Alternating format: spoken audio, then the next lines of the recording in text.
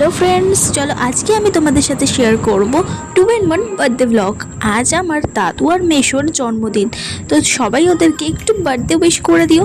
তো আজকে দুপুরের লাঞ্চে ছিল ভাত, ডাল, পটল চিংড়ি, মাংস, সাথে মিষ্টি দই। কার কার মিষ্টি দই আমার মতন ফেভারিট অবশ্যই কমেন্ট করে জানিও।